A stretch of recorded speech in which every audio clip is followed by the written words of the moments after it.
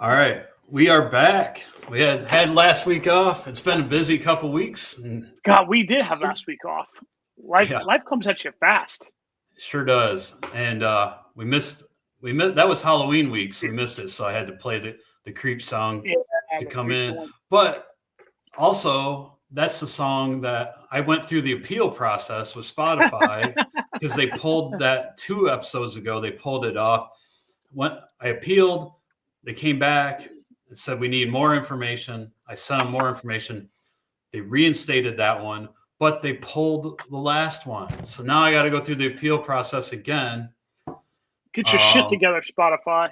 Seriously, like I don't get it. Anyway. Nothing's easy anymore. Nothing's easy anymore. No. But everybody else seems to be okay with our intro and outro music.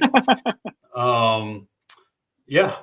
So we got a lot to cover, so might as well get to it. Yeah. Just to follow up with our last episode when we were talking about the IAAU 24-hour World Championships, we were talking about Cole Crosby, friend of the pod, friend of ours, how he was doing pretty good at the 24-hour race in France, but then he kind of fell off, and we weren't really sure what had happened. Well, he did reach out to us and let us know that he had a lung infection that he was unaware of, and it creeped up and drained the race, and it took him out. Got it. And not only that, I think it hit him pretty hard because it took him a couple weeks to recover. Like I saw on Strava, he's still kind of recovering. So yeah. But just wanted to let everybody know that's what happened to Cole. All right, so we did talk about Big's Backyard individual world championships because it was going on during the last episode, and it was close to being finished. There was 5 people left when we were recording, or maybe 4. But the results did come in with Biggs, and Phil Gore from Australia, the current big backyard record holder, he ended up taking the win with 114 yards, and that's 475 miles in 114 hours. But what that means is he did not break his own record of 119 yards. The assist was Ivo Stuyart from Belgium, and he had ended up with 113 yards. Americans Harvey Lewis and John Knoll were behind Ivo with 111 yards each, and that's an American backyard record, which we discovered on the last episode. And we also talked about this, but it's worth mentioning again. Sarah Perry from Great Britain set the women's backyard record with 95 yards. And turns out that, the number of yards is just people are just running for days, and this is getting a little out of hand. But it turns out that it's really hard on the body. Yeah. Who knew? And by evidence of that, Harvey Lewis ended up in the hospital, and turns out he had some broken ribs. He broke his 7th and 8th rib on the 5th day of Biggs. And he says he remembers the fall, but he kept running for another 12 hours. He shrugged it off as bruised ribs. And he went to urgent care, got some x-rays, CT scans, small amount of bleeding, stopped. But here's the funny thing. He wasn't permitted to eat for 24 hours. Oh, dude. Just to make sure the x-rays were clear or something like that, I wonder?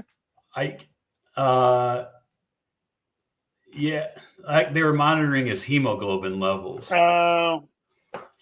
And they wanted to leave the option of surgery on the table to stop any internal bleeding. So yeah, he couldn't eat.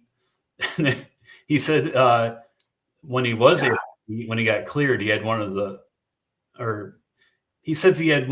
largest appetites he's ever had in his life, and he ate 2 meals from some restaurant, 4th and State or something. Must be Cincinnati or something. But anyway, I couldn't even imagine running 111 yards. No, oh, dude, no. 4th and State.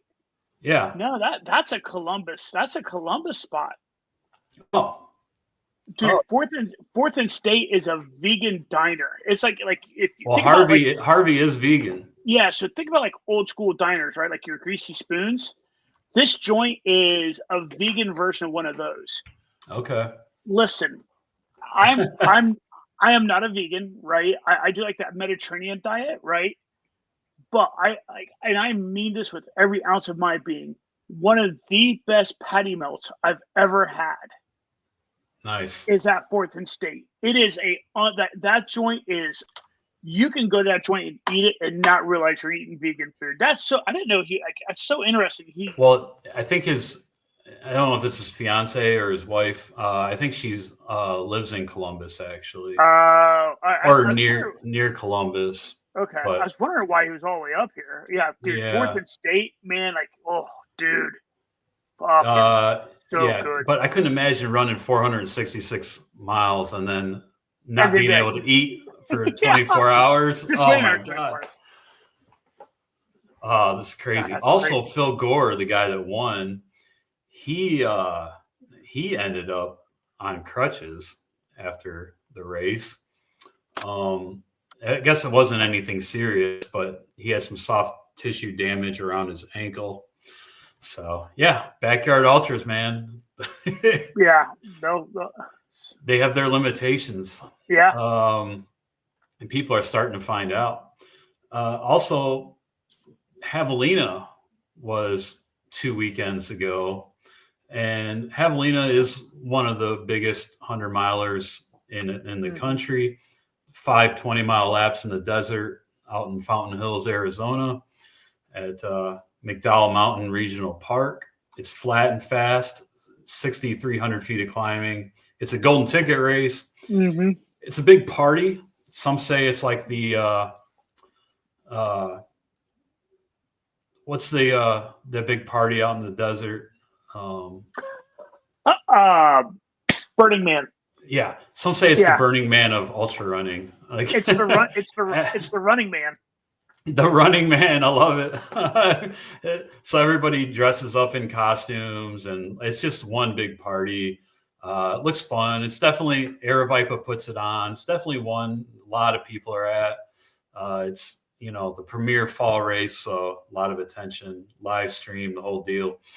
And Will Murray, who is a relative newcomer to ultra running, he got second at Black Canyon back in February. He just destroyed Javelina. That 100-mile time is fucking disgusting. 12. That's crazy. 12 hours and 10 minutes. Yeah. And now it is relatively flat, but there's still 6,300 feet. I mean, so like, it's not like running around a track. No. That's what I'm saying. Yeah. And, the trails look pretty nice, but, there's still trails.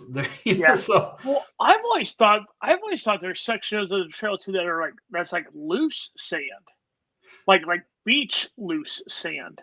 Very well could be. I've never ran on that course before, but yeah, I've seen pictures. Like, I might be misremembering the pictures or not getting a good idea of it, but dude, that is ridiculous time. Yeah, so it's 33 minutes faster than the previous course record from John Ray. And that makes him the 5th fastest North American male at the 100-mile distance. He did accept the golden ticket, so he will be towing the line at Western States. And he was, he had the golden ticket from Black Canyon, so he was going to run Western States this year, but he got AFib when he was out training and ended up in the hospital. And then he couldn't run Western States because it wasn't long before Western States. So we've all been there, brother. Welcome to AFib. Yeah, it's crazy. It's going around. all the cool kids are getting it. Yeah, I know. I don't even want to go there. But, so anyway, yeah, Will Murray will be running. Second place was David Roche. He also blew up the old course record too. He ran a 12:18. And he finished a minute faster than Canyon Woodward. So that was a really close for second and third. Yeah. 12:19 for Canyon.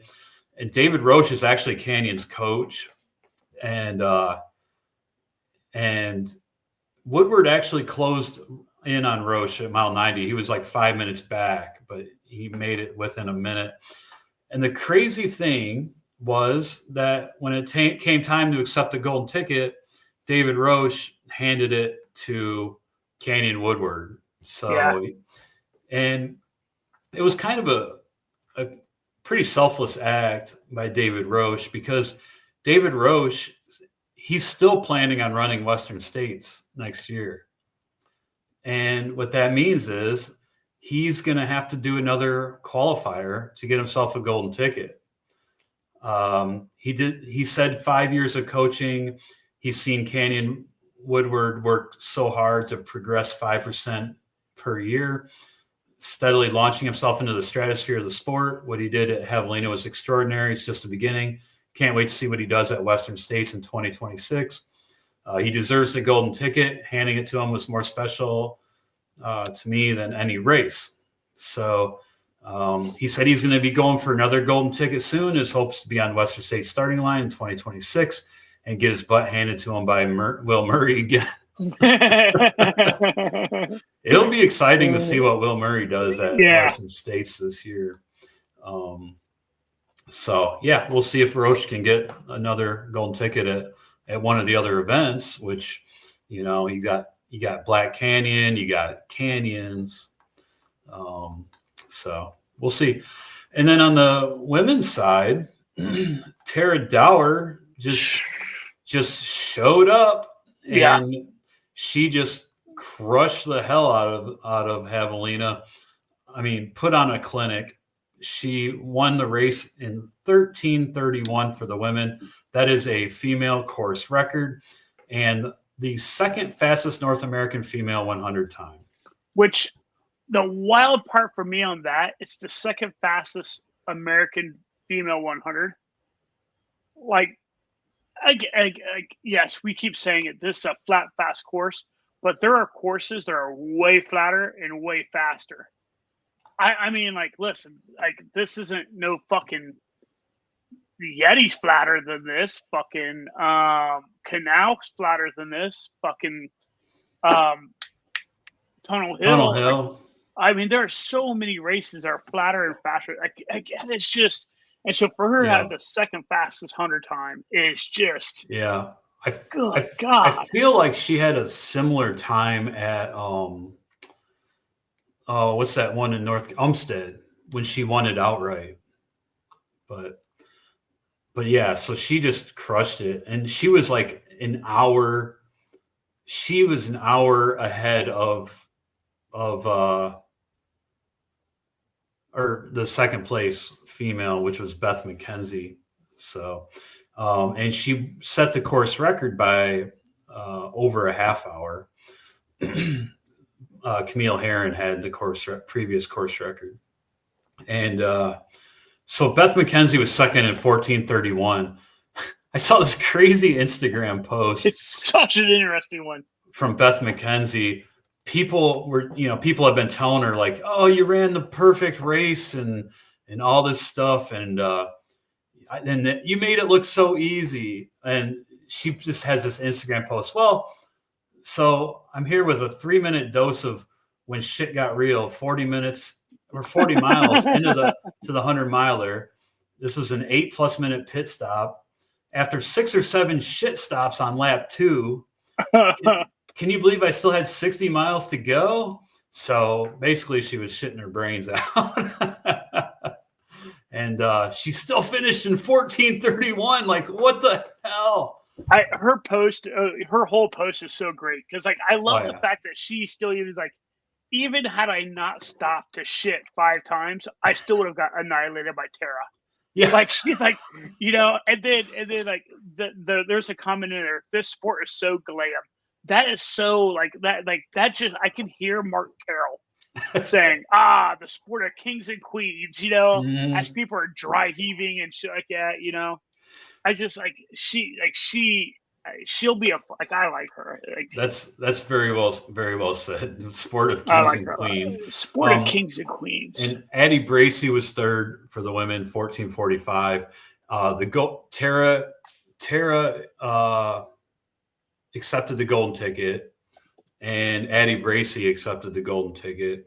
Beth McKenzie is from 2016 to 2018. She served a 2-year doping sanction after testing positive at the Ironman Australia in 2016 for ostarine, a prohibited selective androgen receptor modulator. So I think Western States has a pretty strict policy on if you've ever tested positive for PEDs, I don't think you can run Western States. So either she didn't accept the golden ticket or that's the case where she couldn't. Some other notable finishers, AJW, fan favorite, finished sub 24. I think he was like 22 something. He did better than last year. And this guy has 2 hip replacements. So, dude, I just need to shut the fuck up and get my shit together. My golly, days. Yeah. And Andrew Glaze was out there, of course. Seems like he runs every freaking race. And then this was an awesome one. The DFL, the dead fucking last. This guy named Stan Barry. They call him Stan the Man Barry. He's 66 years old. He comes in with the lean, with the ultra lean, and he gets the finish in 29:51 and 49 seconds. There he is, waving and walking with the lean. Love it. It's great. 66 years old. Stan the Man Barry. Nice work. And then one other notable thing that happened in the finish, this dude, I think he owns a brewery, but look at him. I don't know what this trend is, drinking beer out of your shoe. That is so fucking gross. I don't give a fuck. Hard pass. That is fucking gross. He's drinking beer out of the shoe that he ran 100 miles in. And it's an NA beer that was made by his brewery. AZ Wilderness. Dude, he ran a fucking smoking time too. Yeah. Under 24 hours. He did 20 hours and 34 minutes. So Ultra Running commented, a wide toe box means more room for hydration. I mean, Ultra, the shoe company, commented that. So, all right, let's move on. No Business 100 was 2 weekends ago as well, and that was the 9th annual. Michelle Magagania won for the women, and in 20 hours and 27 minutes. And Anthony Groft won overall in 1931. And both those times were course records for the clockwise direction because they alter every year, clockwise or counterclockwise for that loop. Ozark 100, Steelville, Missouri was, I think it was last weekend. And Ozark, Heidi Williams won it for the women in 28:16. And Chris Roberts won overall for the men in 19:23. Pinhoti. Hey, here we go. Our boy Chaz was out there at Pinhoti. He did really well. Sounds like he just ran a very steady textbook Chaz race. All awesome finishing time of 27:31:46. I mean, Pinhoti is not exactly an easy course. I mean, it's not like the amount of climbing that you get in a mountain race, but yeah, at the same time, it's got some very technical sections, and it's like constant rollers. It's very Mo adjacent. It's very Mohican-ish. Yeah, similar climbing to Mo. That's a PR for him too. Yeah, 27:31. That's outstanding. 47th overall. Yeah. So nice job, Chaz, if you're listening. And nearly 200 runners towed the line. Jack Russell won overall and for the men in 1940. And Peter Kazari was 10 minutes behind him in 1951 for second. And then in the women's race, this came right down to the wire. Kayla Coyne crossed the line first, and she finished in 21:43. And Nell Fox was second in 21:44, so less than a minute separated first and second place women at Pinhoti. All right, Rio del Lago. This is kind of got the nickname Easy Rock. I think there's still like 12,000 feet of climbing or something in Rio del Lago. It's not, I mean, it's not like a super cupcake, but anyway, Lindsay Dwyer, she just put on a clinic at Rio del Lago, and she won the race outright and set the female course record, and her finish time was 15:51. So way to go, Lindsay. Nice job. Kyle Roberts was one for the men and was second overall in 16:58.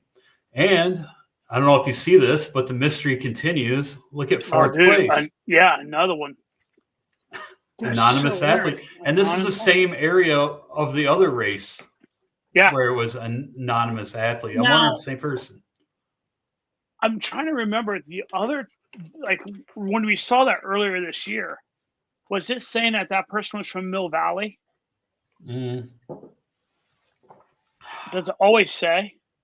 I don't remember. But now we know the anonymous runner is from Mill Valley. We at least know that now. Yeah. And it's a female, 30 to 39 age range. That narrows it down. There you go. We're getting in there. And I want to give a shout out to my friend Ram, somebody that when I lived in San Francisco, he was a friend and did a lot of training miles with him. He went out there on limited training, by the way. He only had like 6 or 7 solid weeks of training. And he went out there and he just scorched it 24 hours and 53 minutes. That's pretty good for limited training. Yeah. He is fast. If he had like a good 4-month training block or something, he could do sub 24 out there, like no doubt. Oh, hell yeah. He's only 53 minutes off from it now.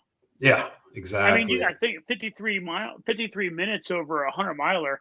I mean, that's just like, shit, that's 2 minutes. Like, just like, don't stay 2 minutes at every aid station. Like, just cut every aid station. You stop that down by 2 minutes, probably. Yeah. And you're good to go. Yeah. I mean, all he had to do is not feel sorry for himself for 2 minutes at every aid station. That's all he had to do. Like he did the first half of that race, which I think it's backloaded. That race is. Ooh, dude, those are motherfuckers. There's even like I think there's even some like towpath type stuff in the first half. So he did that first 50 miles in like 10 hours. So damn. Yeah. And Pinhoti and Rio del Lago are both the last of the Western States qualifiers. Yep. There might have been some other ones over the weekend, but there's no more Western States qualifiers for 2026. Tunnel Hill, which is like this weekend or next weekend or whenever Tunnel Hill is actually for 2027. Yep. So it's actually the first. Yeah, the portal's open. Chaz has his in. The portal's open. He's put his tickets in. Yep. So he can get his heart broken again in 2025. And that is in the news. So we will remind you at the end that if you haven't put in for the lottery and you have a qualifier, it's only going to like the 21st. So don't hesitate. Yeah. All right. Let's move on to FKTs. And speaking of Pinhoti, speaking of the Pinhoti Trail, the full Pinhoti Trail is 335 miles with 50,000 feet of climbing through Alabama and Georgia. And that is also an FKT route. And Ashlie Ithurburn set the female supported FKT on the Pinhoti Trail. 5 days, 6 hours, and 39 minutes and 56 seconds. And that was 8 hours faster than the Alyssa Clark did it. So nice job, Ashlie. Also, not an FKT, but it is worth mentioning. There was a Triple Crown through hike Triple Crown finisher. Like I said, it's not an FKT, but this is the Triple Crown of through hiking. This is the Pacific Crest Trail. This is the Continental Divide Trail and the Appalachian Trail. And it's a calendar year Triple Crown. So that means all three trails from, crossing the country were done in one calendar year. So here are some of his stats. 293 days. Oh, he went border to border 3 times.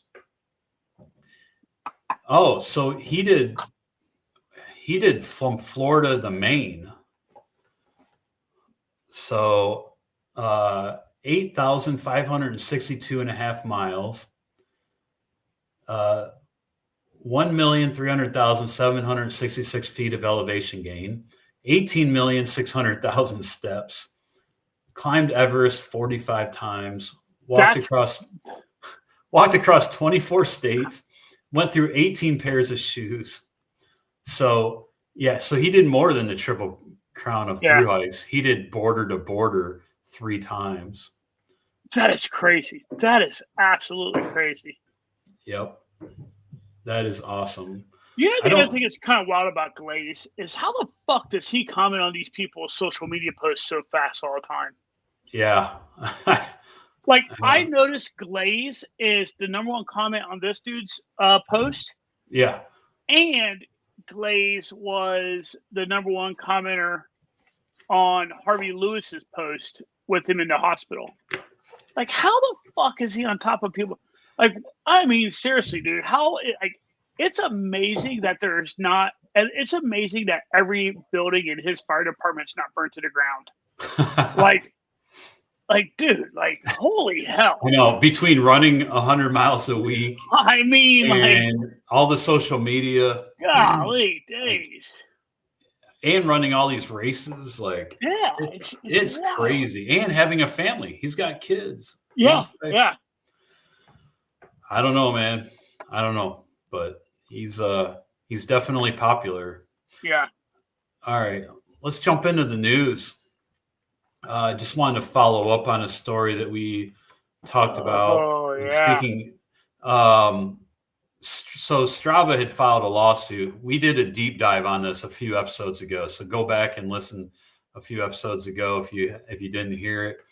We did a super deep dive on Strava was suing Garmin for using some of their features. And it kind of turns out that it was a retaliatory act because Garmin wanted Strava to start putting their, what type of watch was worn on the activity posts on Strava. And Strava did not like that. So they sued them to maybe it was like a art of the deal type thing. Like, I don't know. You hit them high and then meet in the middle. But Garmin was like, yeah, no, that's cute, but yeah, you need us more than we need you. So how about get fucked? and magically, Strava dropped the lawsuit, and now the name of the watch, if you look at Strava posts, the name of the watch, and it doesn't matter what company of watch you're using, they're putting, if it's Apple, if it's, Coros, if it's the Strava app, it's on everything. And I think maybe they did that just to make it look like they're not specifically doing it for Garmin. They're doing it for everybody as part of the app. Because you know damn well if they would have done that with just Garmin, fucking Coros is coming for that neck. Because it's like chumming the water. You know what I mean? Like there's no way in hell they're going to go to court. Water. You know what I mean? Like, you're not doing that. Like, so of course they're like, all right, we got to save a little bit of face. We'll just put everybody's on there and make it look like it's just something we wanted to do. Exactly. You guys got bitch slapped. Don't even. Yep. And it was 21 days after they filed the case that they dropped the lawsuit. So, all right. In other news, Zach Bitter went out to this race, and he dropped a sub 12-hour 100 miler for the 5th time, and it was 101.5 miles that he did in 11 hours and 55 minutes. That's a 7:02 pace per mile for 101.5 miles. Yeah. And actually I put in the chat before you were on earlier, if you look in the chat, there's the ultra running top times of 2025. So I don't see Zach's. Oh, maybe that's for 12 hours. Yep. It's under the 12-hour category. It's the equalizer endurance run that Zach Bitter did under the 12. He did the 12-hour event, and he dropped 101.5 miles. So that's just fucked up. By the way, look who's first on the comment. With 413 likes, which is what he got on the other one. Dude. Also, if you look at the top ultra running performances for 2025 in the 50K, look at 5th place. I'm sharing the screen right now. Do you see the 5th? Johnny Rutford. That's right, baby. Rutford. Is that your secret name? Are you out there slaying a 50K or what? It's my secret identity. All right. And just a reminder, everyone, we just talked about this, but the Western States Lottery is open until November 21st. So if you have a qualifier done and you want to get in the lottery, do it now. Time flies, easy to forget about. Mm-hmm. And one last thing that I wanted to go over, and I didn't have this in the show notes, I just added it today. So, Des Linden, we've been kind of like following her her soiree into ultra running. I don't know if she's running Tunnel Hill or not. I know that was like her original plan a couple months ago when she was out crewing string bean at Western States. But something happened on Sunday at the New York Marathon that makes me think that Des Linden has definitely converted to an ultra runner without telling us that she is converted to an ultra runner. Okay. Yeah. And this is why. I'm going to show this video. There she is at the New York City Marathon, drinking a Modelo, mid-run, just drinking a beer, having fun out there. her finish time in New York City Marathon, 4 hours, 44 minutes, and 29 seconds. I saw someone post on Threads. Des Linden just ran a 4:44 marathon. Next time bro at your run club tells you he can't possibly run an 8-minute mile, tell him to fuck off. Yeah. So that just, she's not competing, so she's just out there having fun. Dude, that's awesome. I just like yep. I think she's got the ultra bug, dude. I really do. Oh, yeah. And I hope to see her. I hope to see her toeing the line at Tunnel Hill, and then maybe some other races.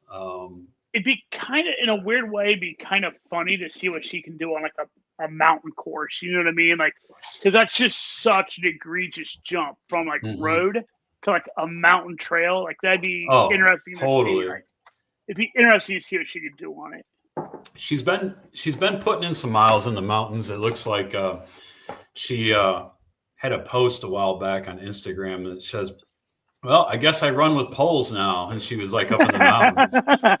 So, and I think she's from. I think she lives in Michigan, actually, in northern Michigan. Yeah. So, interesting. But yeah, it'd be cool to see her jumping into some ultras. All right. Let's jump into the 3 T's here. And let me just shut this down.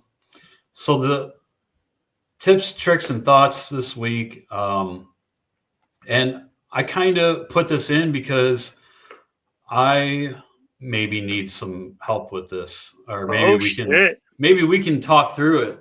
Uh-oh.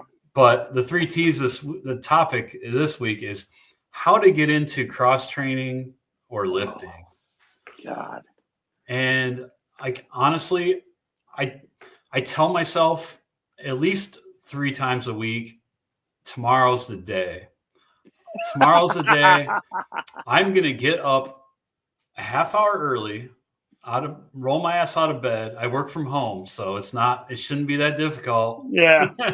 I'm going to roll my ass out of bed a half hour early, and I'm going to just do some freaking push-ups and do some squats and, maybe, I don't know, just do some lifting, some simple lifting, or maybe like go for a bike ride once in a while. Like do some freaking cross training because man, I tell you, I know it makes all the difference in the world, especially lifting. As we get older, we lose muscle mass, and it's crazy how like it's just like when you're training now, it's like getting older. It's like you're always sore. Yeah. So, but anyway, my problem is I have a hard time creating a habit, and that's something I need to do. I just need to do it, and I need to create the habit of like maybe 3 to 4 times a week. Just doing some basic stuff, but it's like I don't know where to begin. Like you see all these different people on social media doing different types of strength exercises. Like if you ever look at Mike Wardian's Instagram, it's fucking crazy. He's doing like the craziest shit. Yeah. Like one leg up on the box, one leg down, doing like some crazy bends and lifting. And I'm like, how does he know what to do? Like, I don't know. Is he just making shit up? So I will tell you this. This is an interesting. Here's something for you to noodle on. Unfortunately, I think the easiest way, if you don't have it within yourself to do cross training, right? If you can't force yourself to do it, I think the easiest way to get into it after that, pause for dramatic effect, is to injure yourself and have to go to PT. Yeah. Like that is a shitty, harsh reality, but like when I had the fucked up quad and I had to go to PT, while I was there, speaking of the one-legged things, one of the number one exercises she had me doing was split squats off from a box. You know what I mean? Or you know what I mean? And like, oh, and of course.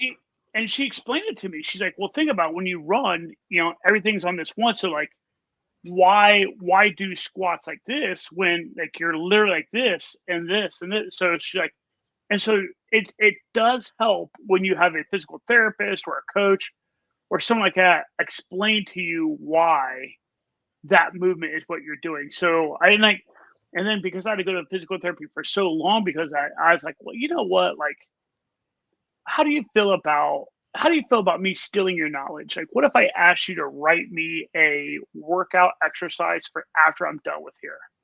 And she's like, no, she's like, I live for that shit. I got you.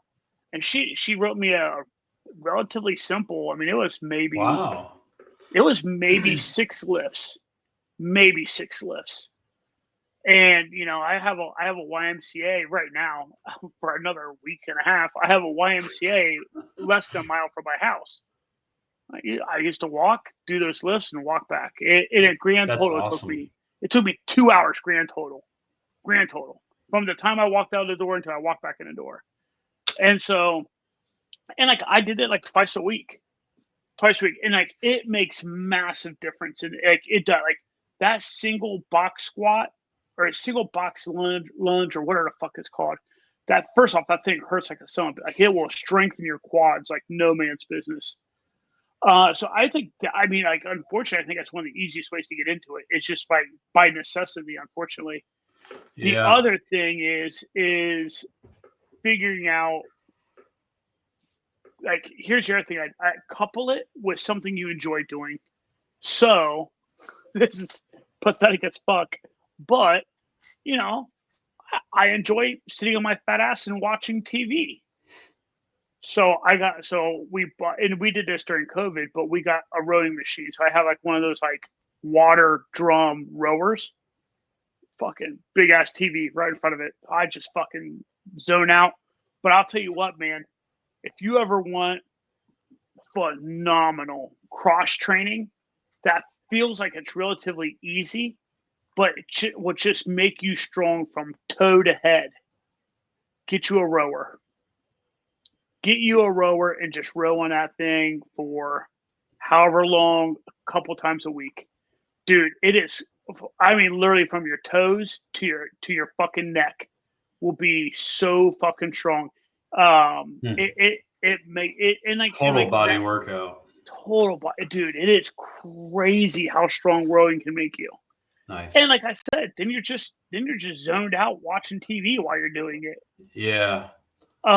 So those have been my two ways that I've been able to get into, you know, into lifting. And then like you probably met Keith Flint. Like Keith Flint used to be into physiology and stuff like that.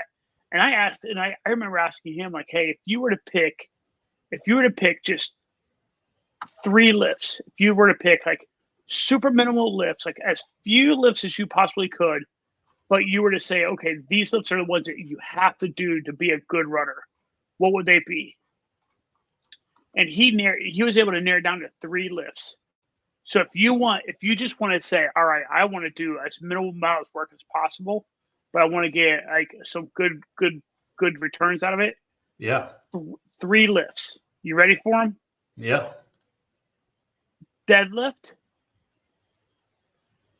bench press, and lat pull downs. He's like, dude, do those 3 lifts and your running will improve. Now, I cheated a little bit, and instead of doing true deadlifts, because I hate fucking with the 45-pound bar, I cheated a little bit, and I did like Romanian deadlift, like RDLs, because RDLs you can just use like a dumbbells. Dude, huge difference. And it's 3 lifts. You know, you just do each one of them. You do each lift, you do 3 sets, and you do 10 to 12 reps. That's it. It's cool. I do have a 35-pound kettlebell, so maybe I'll do something similar. Cool, man.